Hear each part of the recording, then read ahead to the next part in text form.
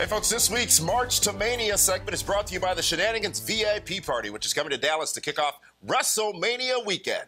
Kevin Nash is the host, and it is a can't-miss, one-of-a-kind event. You can get all the details right now at PWRshow.com. Guys, the 32nd annual WrestleMania is just a couple of weeks away, and as you know, PWR has been on the March to Mania, with appearances so far by Billy Gunn, Road Warrior Animal, and Ricky the Dragon Steamboat. Well, the march continues this week as we welcome WWE Hall of Famer, good old JR, Jim Ross, who is joining us now via satellite. JR, how are you? I'm good. How are you guys? Absolutely fantastically tremendous. I couldn't think of a better person to be joining us to talk about WrestleMania than the legendary Jim Ross. Thanks. Well, JR, you know what? There's been a lot of discussion about the Hell in a Cell match at WrestleMania between Shane McMahon and The Undertaker. And while many fans are in favor of the match, a large portion still have questions. When Shane returned and this match was announced, WrestleMania immediately, in my opinion, got bigger and became must-see. The weeks following has set up some of the drama of the match, including having Undertaker, Shane, and Vince McMahon in the ring at the same time this past Monday night on Raw, where Shane said that The Undertaker was no more than Vince's bitch. So, JR, what do you think about this match, which clearly has high stakes at WrestleMania Texas, as you've deemed it, and what about the build-up so far? Well, I think the match will probably exceed most people's expectations. I know both men very well, and more importantly, they know each other very well, and they also understand the responsibility that has been placed in their lap to deliver at WrestleMania 32. So I think we'll get an interesting match. I don't have any Briscoe Funk expectations. It's going to be a grappling classic, but that's not how it's booked. It's not booked to be that. That would be like saying the Kimbo Slice Dada 5000 match wasn't George St. Pierre. No kidding.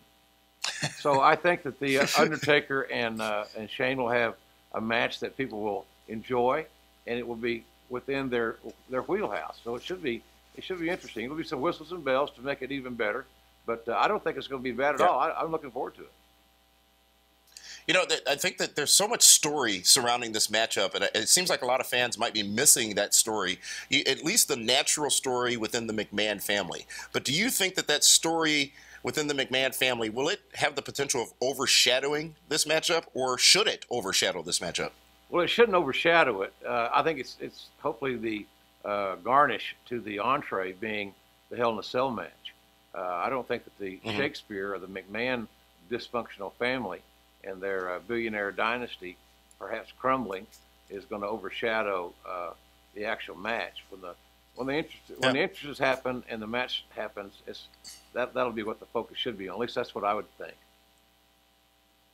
Now, you were there at WrestleMania 17 when Shane McMahon took on Vince McMahon in what was just a tremendous fight and a very emotional night with Trish Stratus involved and Linda McMahon involved when she was doped up, I guess you could say, in the wheelchair, and had played a role in the finish of that matchup. Do you anticipate that this match, while not the same two participants, but this match will be on par with the level of entertainment provided at 17? Well, we hope so. It's hard to forecast. That's the thing about it is that I don't have a crystal ball. I'm a fan like everybody else. I can't forecast what I believe is going to be the exact things that are going to occur, and I'm glad that I don't know. I'm glad that I can follow along as a fan and not get ahead of the story. So you have to believe that the Undertaker and Shane match is going to be surrounded by all sorts of extracurricular entities, whether it be in the form of McMahon's or be in the form of how they utilize the Hell in a Cell. Yeah. JR, with everyone talking about Shane and Taker, there were rumors about Undertaker and Sting, Undertaker and John Cena, maybe Taker and Brock again. With those three not being an option, I think Shane McMahon is the best option, because otherwise, if a match with Bray Wyatt or Dean Ambrose or Roman Reigns, it would just be another guy that Taker rolls on through. This way, there's a lot more of the unknown with Shane McMahon. If it's not Shane, who else could you have seen working with Taker at the biggest WrestleMania? Well, that's a good point, and I'm with you. I think that I was going to Las Vegas to do a press conference for CBS Sports Network, the boxing gig I'm doing, and that was the day after Shane McMahon returned and surprised the world on Raw. And I got it on the Oklahoma City airport. I got it in the Las Vegas airport. I got it at the hotels and the casinos in Vegas that I happen to be frequenting with this black hat on. So It was like a meet and greet, and everybody wanted to talk about Shane.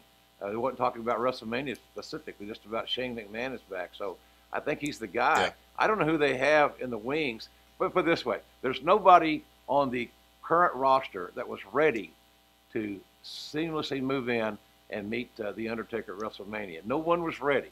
So reaching outside the envelope, contrary to what many think, being a bad thing, turned out to be a good thing here, because I agree, Shane McMahon was as perfect a solution for a dicey problem as WWE had. And it was shocking to see him return. As you said, it was the talk of the town. And it really was an injection of adrenaline, I think, that the WWE needed, because up until that point, when Shane came back and this match was announced, I was wondering what they were going to come up with as a marquee match for WrestleMania, and clearly it's going to be this Hell in a Cell match. Well, it's certainly getting a lot of conversation. Obviously, the WWE title, I'd assume, will go on last. I'd be shocked if it didn't. It'd be a big mistake if it didn't, in my view. Obviously, Lesnar's a big attraction, a big pay-per-view attraction. I don't think anybody expects him to lose whatsoever, but I think it's just a matter of Paul Heyman probably hit it on the nail on the head the other night when he said people are going to tune into WrestleMania to see how bad it's going to be for Dean Ambrose. And there may be something to that. Right. I think this show is ripe for somebody off the radar as we speak to have the opportunity to steal the show, because none of the three top matches are just guaranteed lock classics. They're all going to be good, they all can be solid, and they all can have their moments without question, but there's some matches underneath that have a chance to really turn some heads. And JR, we're going to be talking about some of those matches specifically later on here in this same broadcast, talking about the Divas matchup. It's a triple threat match for the Divas Championship featuring three tremendous talents who all came up through the ranks of NXT. We're going to take a timeout. When we come back, the Pro Wrestling Report Prime Time here on My 24 Milwaukee continues.